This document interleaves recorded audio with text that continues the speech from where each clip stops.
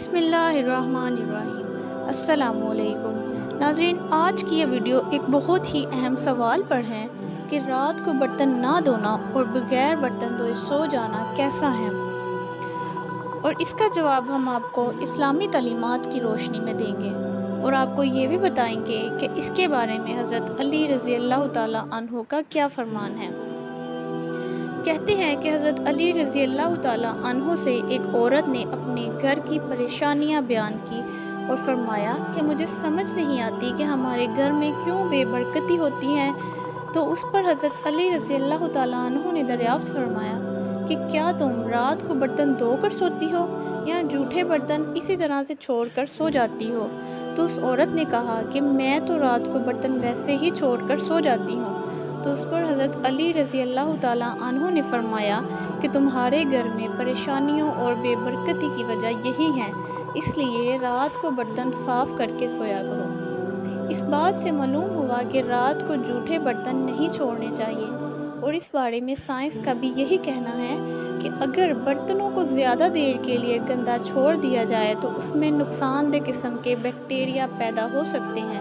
جو کہ مختلف بیماریوں کا سبب بن سکتے ہیں،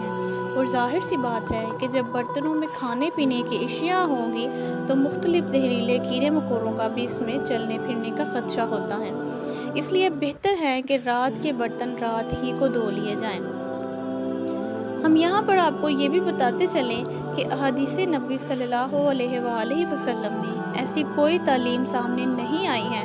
جس میں رات کو برتن دھونے یا نہ دھونے کے بارے میں کوئی تشریح ہو، لیکن رات کو سونے سے پہلے برتنوں کو ڈھانپنے کے بارے میں تاکید ملتی ہے، اور اس بارے میں مختلف روایات ہیں جن میں یہ سبق ملتا ہے کہ سونے سے قبل کھانے پینے کے برتنوں کو بسم اللہ کہہ کر ڈھانپ دینا چاہیے۔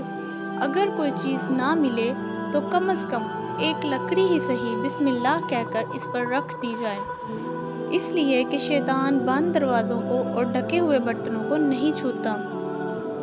ایک اور حدیث میں آپ صلی اللہ علیہ وآلہ وسلم نے اس کا سبب یہ بیان فرمایا ہے کہ سال میں ایک رات ایسی آتی ہے جس میں وبا اور بلا نازل ہوتی ہیں، اور جس چیز کا منہ بند نہ ہو یا جو برتن ڈھکا ہوا نہ ہو اس میں یہ وبا اترتی ہیں۔ کتنی بڑی حکمت ہے پیارے نبی صلی اللہ علیہ وآلہ وسلم کی پیاری سنتوں میں،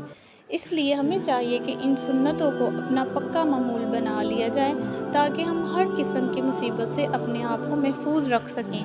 اللہ سے دعا ہے کہ اللہ ہمیں آقا صلی اللہ علیہ وآلہ وسلم کی تعلیمات پر عمل کی توفیق عطا فرمائے، آمین۔